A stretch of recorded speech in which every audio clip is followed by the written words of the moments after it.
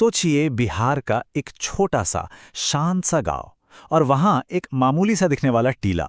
सदियों तक किसी ने ध्यान नहीं दिया, पर उसके नीचे एक ऐसा राज दबा था, एक ऐसा भूला बिसरा खजाना जो बस इस इंतजार में था कि कोई उसे खोज निकाले।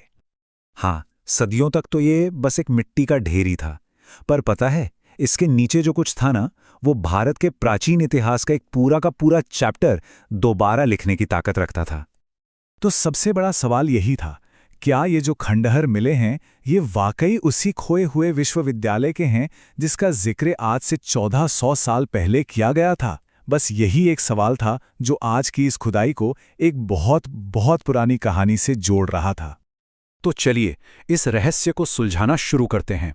इसकी पहली कड़ी हमें मिलती है एक पुराने यात्री के लिखे हुए शब्दों में। सोचिए, एक ऐसा इंसान जिसके शब्द सदियों बाद एक खजाने का नक्शा बन गए। ये हैं हुइनसांग, 7वीं सदी के एक चीनी विद्वान। देखिए, ये सिर्फ एक ट्रैवलर नहीं थे, बल्कि एक बहुत ही शार्प ऑब्जर्वर, एक इतिहासकार थे। उन्होंने भारत में जो कुछ भी देखा ना, उसे इतनी बारीकी से लिखा कि मानो उनके शब्द सदियों बाद एक खोई हुई दुनिया का जीपीएस बन गए। अब जरा हुइनसांग ने क्या लिखा वो सुनिए। वो तिलिस अखियान नाम की एक जगह का जिक्र करते हैं जहां 7 मठ थे और करीब करीब 1000 भिक्षु रहते थे। जरा इमेजिन कीजिए, 3-3 मंजिला इमारतें, ऊंची ऊंची मीनारें, दरवाजे और हवा चलने पे तांबे की छोटी छोटी घंटियों की वो धीमी धीमी आवाज। ये सिर्फ शब्द नहीं है, ये उस जमाने की एक जीती जागती तस्वीर है। चलिए अब कहानी में एक लंबी छलांग लगाते हैं, सीधे 1400 साल आगे 21वीं सदी में। अब आर्कियोलॉजिस्ट के सामने सबसे बड़ा सवाल यही था कि क्या हुएन त्वेनसांग की लिखी बातें सच हो सकती हैं? और इसका जवाब सिर्फ और सिर्फ जमीन के नीचे ही दबा था। और वो साल था 2009, जब उस टीले पर सदियों की खामोशी टूटी और इतिहास ने अपनी परतें खोलनी शुरू कर दी। अब देखिए, ये काम कोई आसान तो था नहीं। आर्कियोलॉजिस्ट ने बहुत ही मेहनत और बहुत ही सावधानी से एक एक परत मिट्टी की हटाई और धीरे धीरे नीचे दबी ईंटों की दीवारें दिखने लगीं, मानो हर फावड़े के साथ एक नया राज सामने आ रहा था।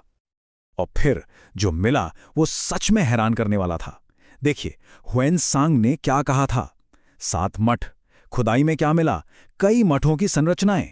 उन्होंने कहा था 3 मंजिला इमारत, और यहां एक 3 मंजिला इमारत के अवशेष मिले।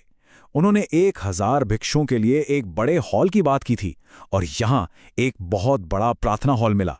मतलब 1400 साल का फासला, लेकिन बातें एकदम पॉइंट टू पॉइंट मैच कर रही थीं।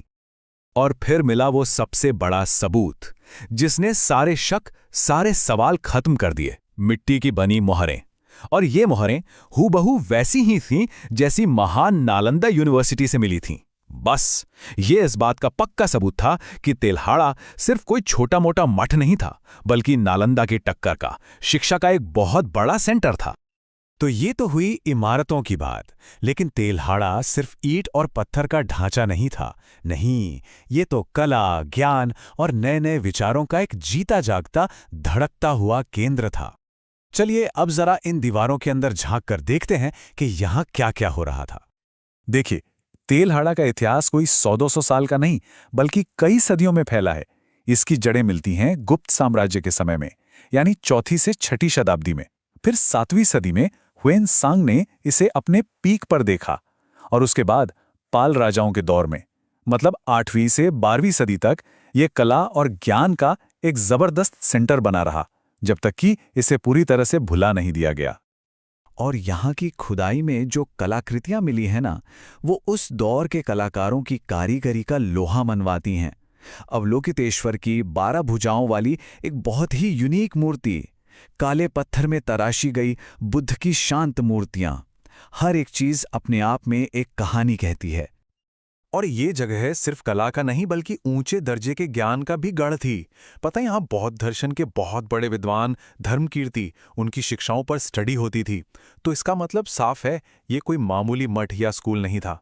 ये एक ऐसा सेंटर था जहाँ एडवांस्ड लर्निंग होती थी, जहाँ ज्ञान की गहराइयों को छुआ जाता था।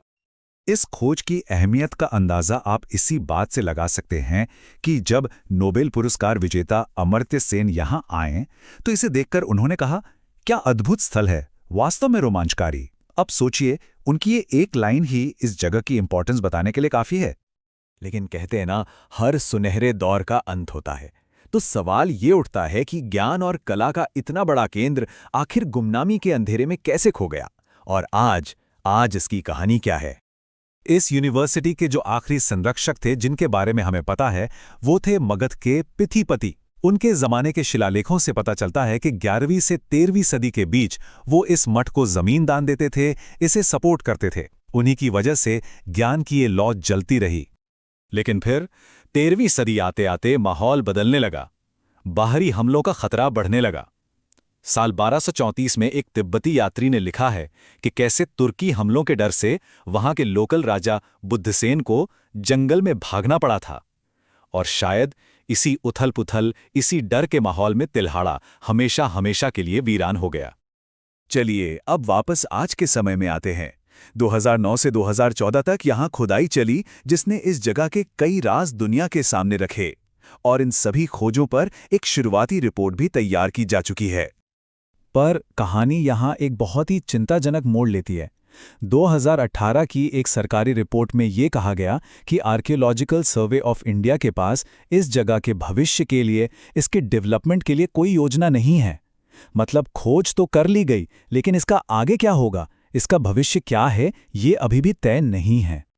तो आखिर में हम सब एक ही सवाल पर आकर रुक जाते हैं। एक ऐसा खजाना जो सदियों तक जमीन में दबा रहा, आज हमारे सामने है। तो हम ऐसा क्या करें कि इसकी कहानी दोबारा गुमनामी के अंधेरे में ना खो जाए, क्योंकि ये एक ऐसी विरासत है जिसे बचाने की जिम्मेदारी कहीं ना कहीं हम सबकी है।